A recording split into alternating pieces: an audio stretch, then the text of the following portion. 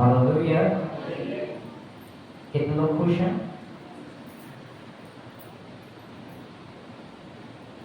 हाथ नीचे नहीं करना, मैं देखना चाहता हूँ कितने लोग खुश हैं।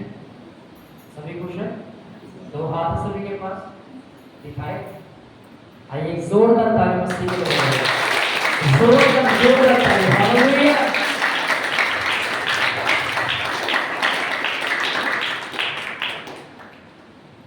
आइए आज हम वचन की ओर चलते हैं जो परमेश्वर ने कलाम को इस जगह पर देकर भेजा है। अपने पड़ोसी को बोलिए आज के वचन को ध्यान से सुनिएगा। अच्छे से बोलिए आज के वचन को ध्यान से सुनिएगा। परमेश्वर आपसे बातें करेंगे। आमीन आमीन। आइए हम सब निकालेंगे सबसे पहले मत्ती की किताब 6 अध्याय उसके 24 से 26 वचन। कितने लोग हैं जो अपना बाइबल अपने साथ लेकर आए हैं? दिखा सकते बाइबल अपनी बाइबल। और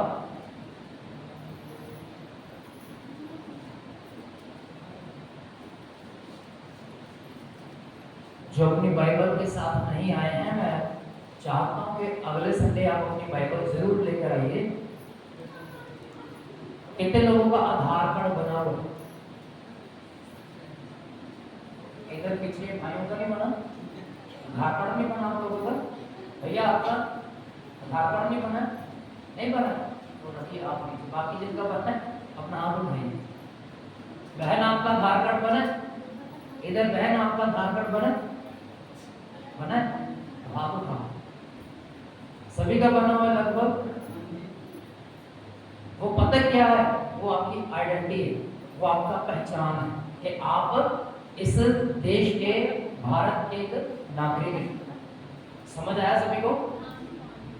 और वो तो एक शारीरिक आइडेंटिटी है, आधार है, पर ये आत्मिक आधार है। हालेलुया।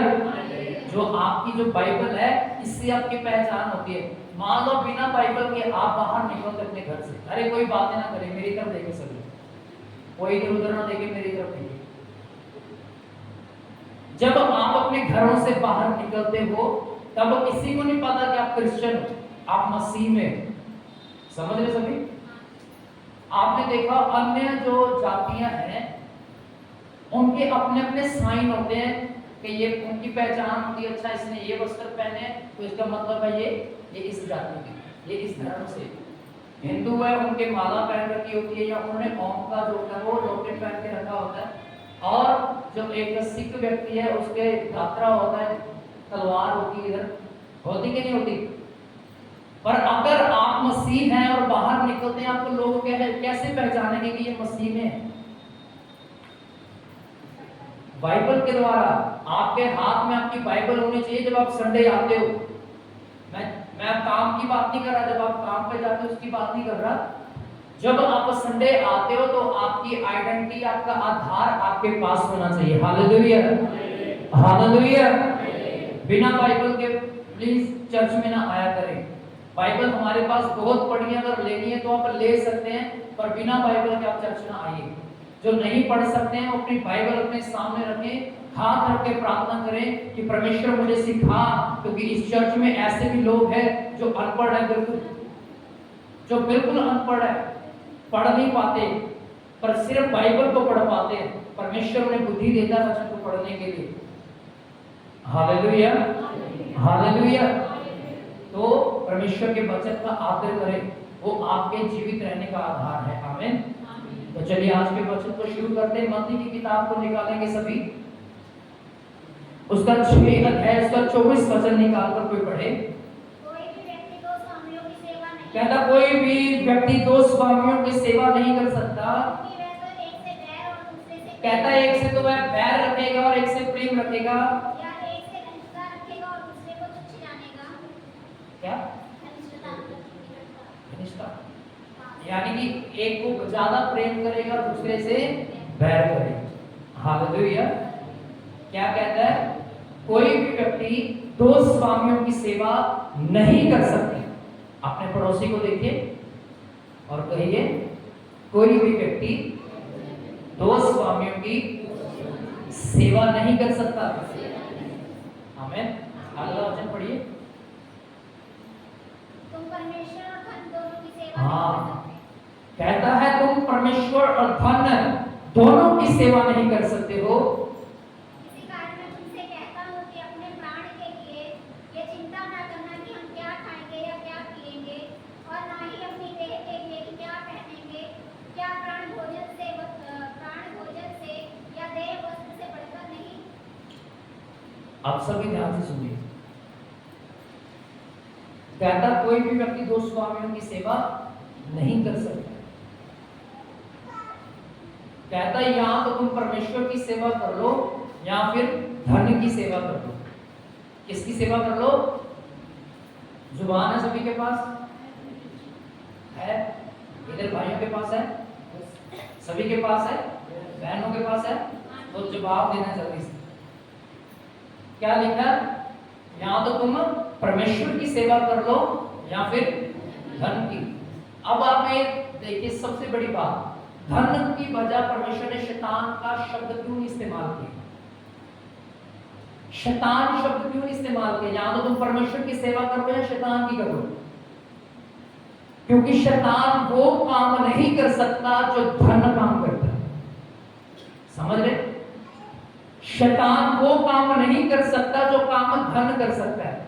धन, अगर आप पैसा अपने रिश्तेदारी में देते हैं और अगर वो आपको वापस ना दे तो आपके हृदय में उसके लिए कड़वाहट पैदा होती है कि नहीं होती? शैतान इस चीज को आसानी से नहीं कर सकता, पर धन जो है, जो पैसा है, वो इस चीज को आसानी से कर सकता है। मान लो आपने 1 लाख रुपए अपने रिश्तेदार को दे दिया और वो आपको भी देने का नाम नहीं ले रहा। 3 महीने हो गए, 4 महीने हो गए, वायदा 1 महीने का किया था, पर अब 6 महीने हो गए। आपके अंदर कड़वाहट पैदा होनी शुरू हो जाएगी कि ये मेरा पैसा मुझे वापस से नहीं दे रहा, और अंत में आपका झगड़ा उसके साथ होगा। और फिर वो धीरे धीरे करके 5,000 करके, 10,000 करके, 20,000 करके आपको पैसा आपका लौटाएगा। ये काम शैतान नहीं कर सकता है, ये काम धन कर सकता है। फूट डलवा सकता है, बैर पैदा करवा सकता है, लड़ाइयां वो करवा सकता है। यहाँ पर सीधे शब्दों में यीशु ने कहा, तुम यहाँ तो परमेश्वर की सेवा कर लो या धन की सेवा करो। तुम दोनों की सेवा नहीं कर सकते। एक नल में से 2 तरह का पानी नहीं निकल सकता है। एक ही समय पर एक तरह का पानी आएगा, या तो अच्छा आएगा या बुरा आएगा। समझ रहे सभी? आमीन, आमीन। और बाइबल कहती है, पहला ग्रंथियों की किताब में लिखा, कहता यहाँ तो तुम दुष्ट आत्माओं के कटोरे में भागी हो जाओ या फिर पवित्र आत्मा के प्याले में भागी हो। क्या कहता पहले? यहाँ तो कह रहा दुष्ट आत्मा के कटोरे में भागी हो जाओ या फिर पवित्र आत्मा के कटोरे या प्याले में भागी हो जाओ। तुम दो तरह नहीं जी सकते, तुम दो वाला जीवन नहीं जी सकते। यहाँ तो इस तरफ हो जाओ या उस तरफ हो जाओ। आज बड़े मसीह हैं, बड़े क्रिश्चियन हैं ऐसे जो 2 तरह का जीवन व्यतीत करते हैं, 2 प्रकार का जीवन जीते हैं।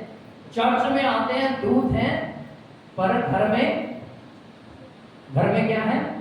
जमदूत है। हालेलुया। घर में जमदूत है और यहाँ पर दूध है। यहाँ पर उछलते हैं, गाते हैं, नाचते हैं और दिखाते हैं कि मेरे से अच्छी आराधना करने वाला कोई नहीं, मसा से भरने वाला कोई नहीं। पर घर में जाके कलेश है, लड़ाई है, झगड़ा है। यहाँ पर तो दूध है, पर घर में जाकर जमदूत है। हालेलुया। ऐसा जीवन परमेश्वर पसंद नहीं करता है। ऐसा जीवन जीना मसीह की तरफ से नहीं, ऐसा जीवन परमेश्वर की ओर से नहीं। परमेश्वर शांति का राजकुमार है। कलाम में लिखा, उसने कहा जब पवित्र आत्मा तुम पर आएगा तब तुम सामर्थ पाओगे। क्या पाओगे? सभी बोले क्या पाओगे? नहीं, सभी नहीं बोले क्या? फिर से बोलेंगे क्या पाओगे? कब पाओगे? जब तुम पर पवित्र आत्मा आएगा। फिर क्या पाओगे तुम? सभी बोले क्या पाओगे? आमीन, हालेलुया, हालेलुया। और कितनों को पवित्र आत्मा मिल चुका है? मिल चुका है पवित्र आत्मा? मेरे विश्वास नहीं है क्या? अब एक भेद की बात बताता हूं और फिर जल्दी से अगले वचन की तरफ चलता हूं। यीशु मसीह को जब परमेश्वर ने आसमान पर उठाना शुरू किया, कितने लोगों ने इस जगह पर देखा उसको आसमान पर चढ़ते? कोई बता सकता है? 500 से ज्यादा लोगों ने यीशु मसीह को आसमान पर जाते हुए देखा। यानी कि मुर्दों में से जब जीवित हुआ, कब्र में से बाहर निकला, 40 दिन में अपने चेलों के संग रहा और बाइबल में लिखा कि 500 से ज्यादा लोगों ने उसे आसमान पर चढ़ते हुए देखा और यीशु मसीह ने उन्हें एक आज्ञा दिया, कहा जब तक तुम स्वर्ग से सामर्थ ना पाओ तब तक इस देश को ना छोड़ना। कलाम में लिखा, प्रेरितों की किताब 1:8 में और 2 अध्याय में भी लिखा कि वो लोग उस जगह पर बैठकर पवित्र आत्मा के आने का इंतजार कर रहे थे। क्या कर रहे थे? सभी मेरी तरफ देखे, नीचे ना देखे कोई। क्या कर रहे थे? इंतजार कर रहे थे। कितने लोग? 500। पर धीरे धीरे वो संख्या कम होने लगी। धीरे धीरे संख्या कम होने लगी। कम होते होते रह गई 120। कितनी रह गई? 120। वहां पर चेले भी थे, मरियम भी थी, मगदलिनी भी थी, मार्था भी थी और भी बहुत सारी स्त्रियां जो यीशु मसीह के पीछे चलकर उद्धार को पा चुकी थी, उस जगह पर थी। 500 से अधिक लोगों ने देखा। रह कितने गए? 120। पवित्र आत्मा पता कितने दिनों के बाद उनके ऊपर उतरा? कोई बता सकता है? कितने दिनों के बाद उतरा था? 40 दिनों के बाद। कितने दिनों के बाद? 40 दिनों के बाद। और आज एक विश्वासी कहता है, पहले दिन में संडे चर्च में आया और मुझे पवित्र आत्मा मिल गया। अब आप खुद सोचिए, लॉजिकली बताता हूं आपको। लिखा है उस समय पाप इतना ज्यादा नहीं था जितना आज है। जितना आज पाप है ना, इतना उस समय नहीं था। पर फिर भी उन्हें 40 दिन लगे पवित्र आत्मा की सामर्थ को पाने के लिए। कितने दिन लगे? 40 दिन लगे पवित्र आत्मा की सामर्थ को पाने के लिए। और ऐसा नहीं था कि वो 10 मिनट प्रार्थना करते थे, बाकी सारा दिन सोते थे, आलस दिखाते थे। नहीं, लिखा वो सारा दिन प्रार्थना करते थे। घुटनों पर बैठ के इतनी प्रार्थना उन्होंने किया कि परमेश्वर का आत्मा 40 दिनों के बाद उनके ऊपर आया। कितने दिनों के बाद आया? 40 दिनों के बाद। और आज एक विश्वासी कहता, मैं पवित्र आत्मा से परिपूर्ण हो गया।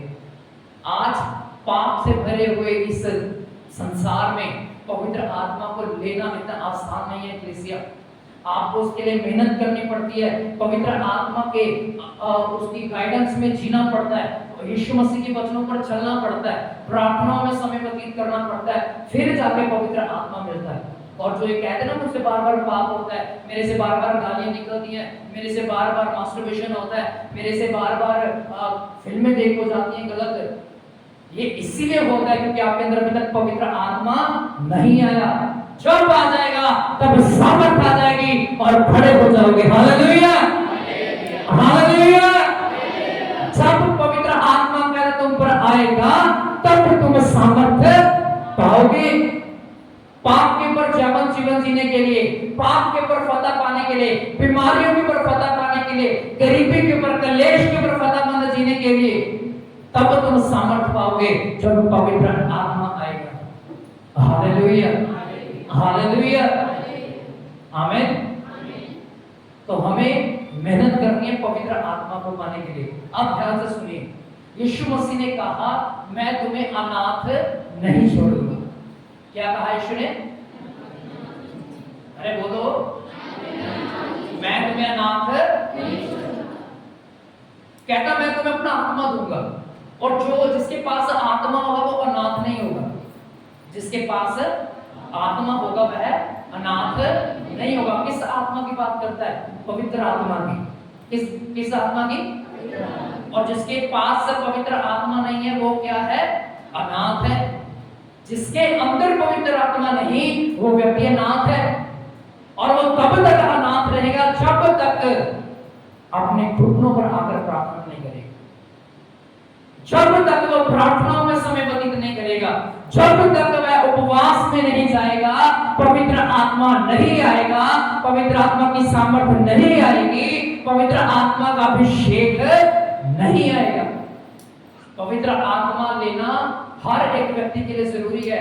जिसमें आत्मा नहीं वह उसका जन नहीं, बाइबल में लिखा है।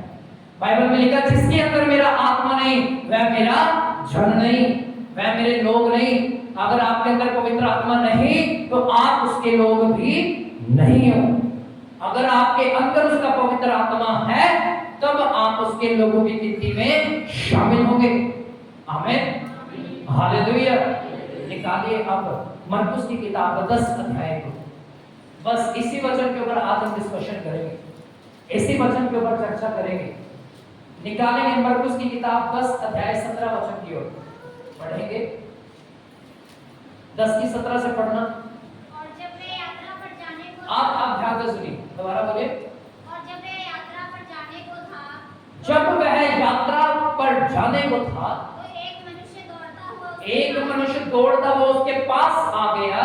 घुटने टेककर उससे पूछने आप ध्यान से सुनिए, लिखा है घुटने टेककर उससे पूछने लगा, हे उत्तम गुरु, हे उत्तम गुरु, तू भला है, तू भला है, अनंत जीवन का अधिकारी अनंत जीवन का अधिकारी होने के लिए मुझे क्या करना पड़ेगा? अब ध्यान से सुनिए, यीशु मसीह के पास एक जवान आता है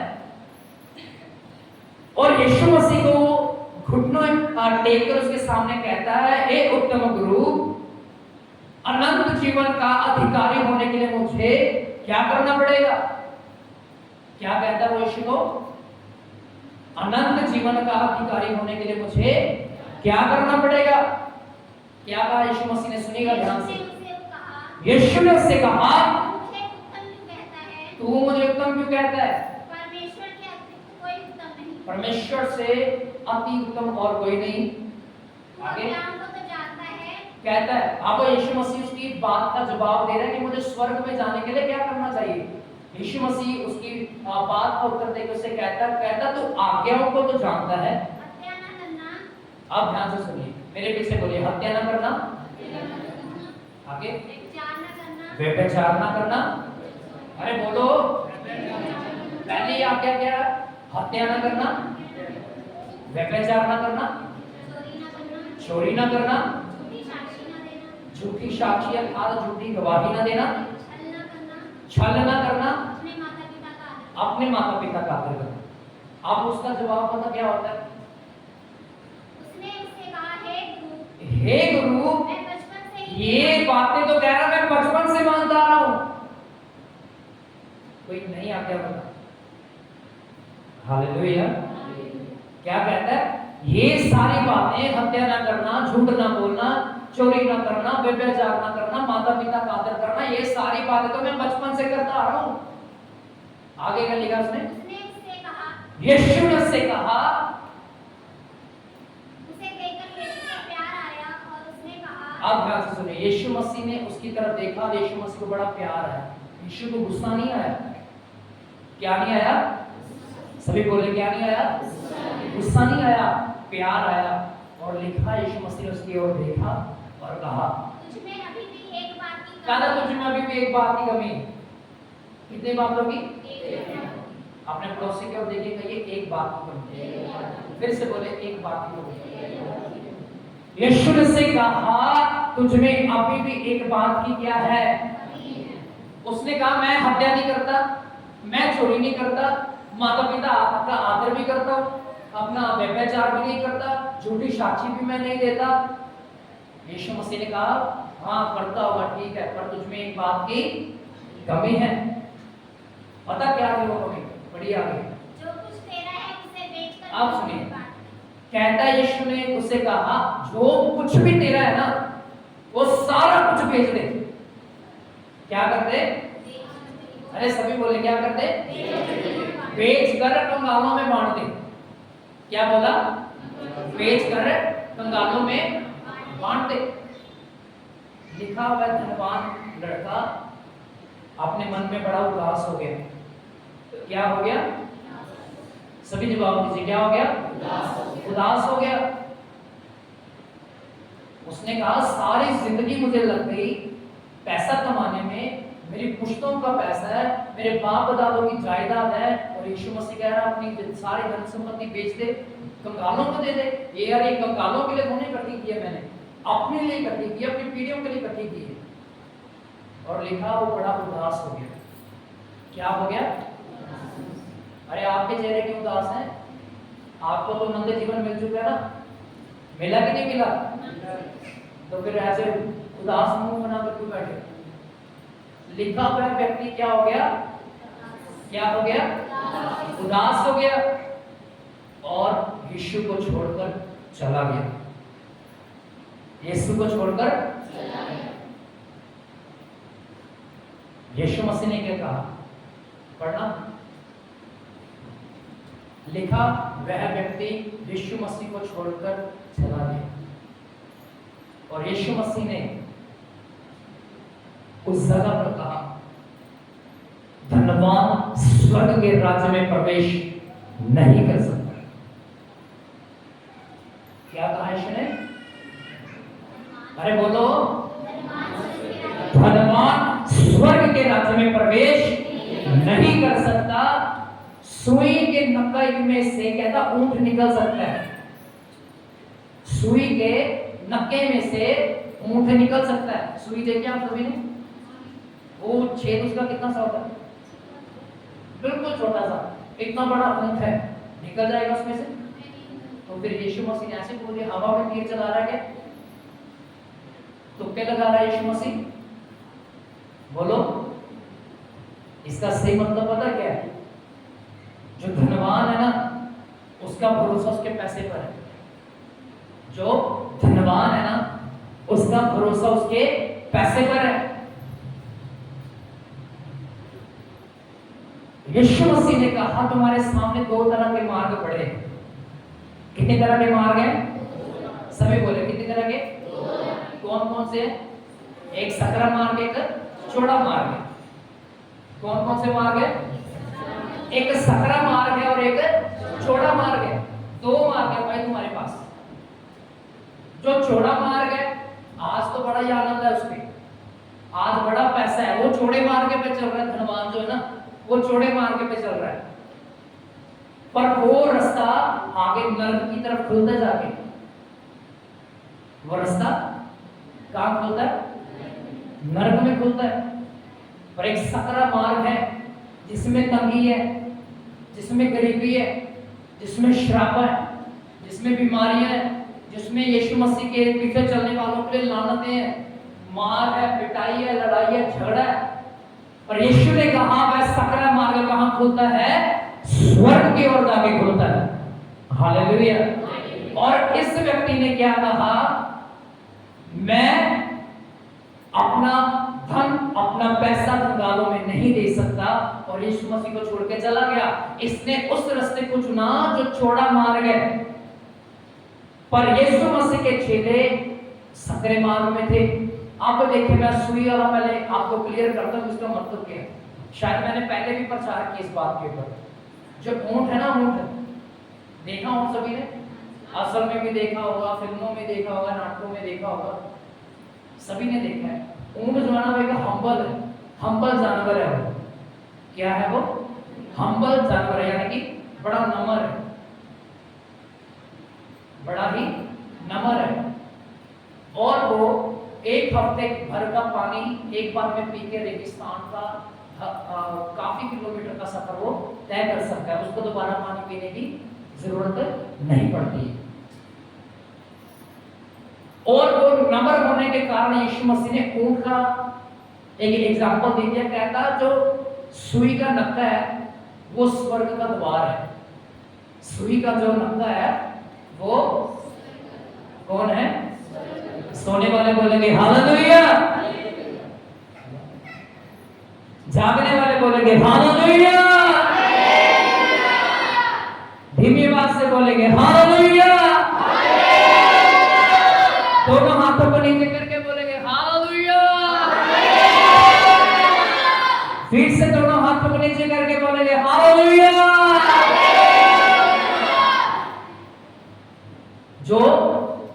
का नक्का है ना, वो पता क्या है? स्वर्ग का द्वार है। क्या है वो? और जो ऊंट है ना, वो धर्मी व्यक्ति है। जो ऊंट है ना, क्या है वो? धर्मी व्यक्ति है। कहता धनवान जो घमंडी है वो स्वर्ग के राज्य में नहीं जा सकता, पर जो धर्मी है, नम्र है, वह सुई के नक्के में से होकर निकल जाएगा। Hallelujah, hallelujah.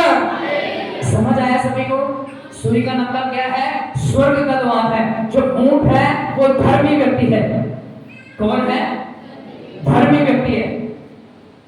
पर जो धनवान है वह सुई के नक्के में से होकर नहीं निकल सकता, क्योंकि उसका भरोसा उसके पैसे पर है, उसकी ताकत पर है, उसके पैसे की क्षमता के ऊपर उसका विश्वास है। पर जो धर्मी है उसका विश्वास उसके जीवित परमेश्वर के ऊपर है। Hallelujah, hallelujah. तो हमें क्या करना है? हमें दीन होना है, हमें नम्र होना है। क्या होना है? दीन होना है, नम्र होना है। मत्ती 11:29 में लिखा, यीशु ने कहा तुम मुझसे सीखो, मैं मन में कैसा दीन और नम्र हूं। क्या कहा यीशु मसीह ने? मुझसे सीखो, मैं कैसा मन में दीन और नम्र हूं। और बाइबल में लिखा, राजा का राजा होने के बावजूद उसने इसी मरकुस 10:17 की स्टार्टिंग में पता क्या कहा? तू मुझे उत्तम गुरु क्यों कहता है? खुद स्वर्ग से उतरा एक खुदावंद मनुष्य का रूप धारण करके इस पृथ्वी पर आया और कहने लगा तू मुझे उत्तम क्यों कहता है? मैं बड़ा नहीं हूं, एक ही बड़ा है, परमेश्वर। हालेलुया। मैं बड़ा नहीं हूं, मैं ऊंचा नहीं हूं। यीशु ने कहा मैं धीमा हूं, मैं नीचा हूं, मैं नम्र हूं, मैं दीन हूं। उसने करके दिखाया, अपने चेलों के पांव धोकर दिखाया उसने कि वो कैसा दीन है। राजाओं का राजा होने के बावजूद भी, स्वर्ग का अधिकारी होने के बावजूद भी अपने चेलों के पांव धो रहा है उसके चरणों में बैठ के। हालेलुया। देखा है ऐसा खुदा कभी? है कोई ऐसा गुरु इस पृथ्वी के ऊपर? कोई नहीं है। लिखा, मुझसे सीखो, मैं कैसा मन में दीन और कैसा नम्र। Hallelujah, hallelujah. कितने लोगों ने सुना है गीत मुर्गी दी पांव के सुन के हैरान हो गए मैं। उसमें एक लाइन बड़ी अच्छी है, कहता किताबें और यीशु ने रोटी तोड़िया, अपने लहू देने मना रिश्ता है जोड़िया, रिश्ता है जोड़िया। पी के प्याला ने मदा बेईमान हो गया मैं, मुर्गे की बात सुन के हैरान हो गया मैं। हालेलुया। क्या कह रहा है? मुर्गी की बात सुन के हैरान हो गया मैं। ये उस समय के लिए गीत लिखा गया जब यीशु मसीह का जो चेला पतरस है उसने यीशु मसीह का इनकार किया। यीशु मसीह ने कहा मुर्गा बांग ना देगा तो मेरा इनकार कर देगा, और जैसी बांग देगा तू मुकर जाएगा मेरे से कि मैं ऐसे नहीं जानता ये कौन है। Hallelujah, hallelujah. कलाम में लिखा वो गिर गया। यीशु मसीह ने इसे 3 बार स्थापित किया। यूहन्ना रचित सुसमाचार की किताब में लिखा यीशु मसीह ने इसे 3 बार स्थापित किया। हे पतरस, क्या तुम उससे प्रेम करता है? उसने कहा हाँ मैं करता हूँ। उसने कहा मेरे भेड़ों की रखवाली कर। फिर उसने कहा हे पतरस, क्या तुम उससे प्रेम करता है? उसने कहा हाँ प्रभु, तू तो जानता है मैं तुझसे प्रेम करता हूँ। उसने कहा मेरी भेड़ों को चरा। उसने कहा हे पतरस, क्या तू अभी भी मुझसे प्रेम करता है? उसने अपने मन में बड़ा दुखी होकर कहा प्रभु तू तो सब कुछ जानता है, हाँ मैं तुझसे प्रेम करता हूँ। उसने कहा मेरे भेड़ों की रखवाली कर। Hallelujah, hallelujah. धन्यवाद। चेले जो थे ना वो बड़े नम्र थे। यहूदियों को यीशु मसीह ने फटकार दी, कह रहा तुम खुली हुई कब्रों के जैसे, तुम छिपी हुई कब्रों के जैसे। लोग तुम्हारे ऊपर से निकलते, तुम लोगों को खींच लेते हो। यीशु मसीह ने फटकार दी क्योंकि वो ज्ञान में धनवान थे, परमेश्वर की समझ में धनवान नहीं थे। Hallelujah, hallelujah. समझ पा रहे हैं सभी? यीशु मसीह ने सबसे ज्यादा यहूदियों, फरीसियों, सदूकियों को डांट लगाई क्योंकि वो घमंडी थे, क्योंकि उनके अंदर ज्ञान ज्यादा था, इसलिए उनके अंदर घमंड भी बहुत ज्यादा था। पर यीशु मसीह ने 12 चेलों को जब चुना, कहा मेरे पीछे आ जाओ, तुरंत अपना सब कुछ छोड़ के उसके पीछे हो गए। वो इतने ज्यादा तीख और नमक थे। आमीन। जब आप तीख और नमक हो जाओगे, वो स्वर्ग का द्वार, वो सुई का जो नक्का है ना छोटा सा, उसमें से आप निकल जाओगे। हालेलुया। आपका और मेरा एक ही मिशन है, स्वर्ग में जाना है। क्या करना है? स्वर्ग में जाना है। घमंडी व्यक्ति जा सकता है स्वर्ग में? लिखा है परमेश्वर अभिमानियों का विरोध करता, घमंडियों का सामना करता है। अभिमानियों का क्या करता है? वो विरोध करता है, घमंडियों का सामना करता है। जो घमंडी है उसके राज्य में नहीं जाएंगे। चल चल, तेरे से अच्छा गाता हूं, चल निकल, तेरे से अच्छा बजाता हूं, निकल, तेरे से ज्यादा प्रार्थना मेरी है, उपवास मैं करता हूं। घमंड है तेरे अंदर, और परमेश्वर तेरा सामना करेगा और तू उसकी लाठी को बर्दाश्त नहीं कर पाएगा। Hallelujah, hallelujah. जब परमेश्वर की लाठी चलती है, उसकी आवाज नहीं आती पर अकड़ ठिकाने आ जाती है। हालेलुया। समझ पा रहे हैं सभी? सभी समझ पा रहे हैं? कितने लोग समझ पा रहे हैं? सुई के नक्के में से कौन निकल सकता है? घमंडी, धर्मी। वो सुई का नक्का क्या है? स्वर्ग का द्वार है। स्वर्ग में जाना आसान नहीं, पर यीशु ने कहा मैं तुम्हें अनाथ नहीं छोड़ूंगा, मेरा आत्मा तुम्हारे साथ रहेगा, मेरा आत्मा तुम्हें सिखाएगा कैसे चलना है, कैसे जीना है। पर उससे और उसको पाने के लिए आपको एक काम करना पड़ेगा, प्रार्थना करनी पड़ेगी, उपवास करने पड़ेगे, संगति में बने रहना पड़ेगा। तब जाके पवित्र आत्मा जब तुम्हें मिलेगा, तब तुम सामर्थ्य पाओगे। Hallelujah, hallelujah. समझ आया सभी को? समझ आया सभी को? बहुत सारे लोग कंफ्यूज थे इन वचनों को लेके कि वो सुई का नक्का क्या है और वो ऊंट क्या है। ऊंट तो निकल ही नहीं सकता यार सुई के नक्के से, क्या यीशु मसीह तेज चलाई जा रहा है हवा में। पर सीधे शब्दों में यीशु मसीह कभी बात नहीं करता था। यीशु मसीह हमेशा भेद में बात करता था और अपने चेलों पर प्रकट करता था। इस बात को भी यीशु मसीह ने अपने चेलों पर प्रकट नहीं किया। अगर किया होता तो बाइबल में लिखा होता, पर बाइबल में लिखा नहीं। धर्मी व्यक्ति वो है जो दीन है, जो नम्र है, वो ही स्वर्ग में जाएगा। जो प्रार्थना करता है, उपवास करता है, वह स्वर्ग के राज्य में जाएगा। जो परमेश्वर की आज्ञा को मानता है, उसके वचनों को पूरा करता है, वह स्वर्ग के राज्य में जाएगा। पर घमंडी, जो जिसका भरोसा उसके पैसे के ऊपर है, उसकी ताकत के ऊपर है, उसके रिश्तेदारों के ऊपर है, अपने ऊपर है, वो यही रह जाएगा। 5 कुंवारियां द्वार को खटखटाती रही। लिखा, उन्होंने कहा हमारे लिए द्वार को खोल दे।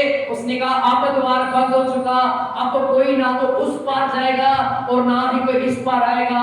एक ही जीवन है आपके पास, या तो पाप में उसे बर्बाद कर लो या धार्मिकता में जीना शुरू कर दो। हालेलुया। दो ही ऑप्शन है। बाइबल में लिखा, यशायाह यिर्मयाह की किताब में भी लिखा तुम्हारे सामने जीवन और श्राप दोनों पड़े हैं, चुनाव तुम्हारा है, तुम किसको चुनना चाहते हो।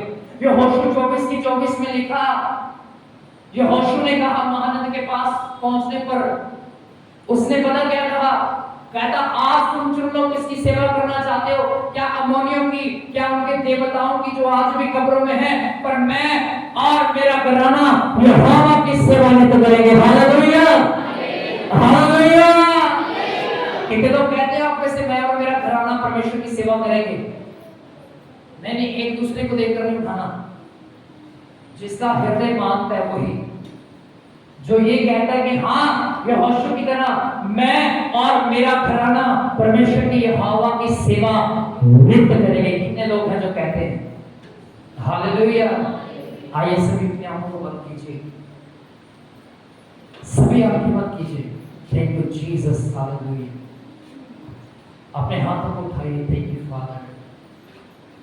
और मेरे पीछे एक छोटा सा कोरस गाइए। मैं और मेरा घराना यीशु मसीह के साथ चलेंगे। मैं और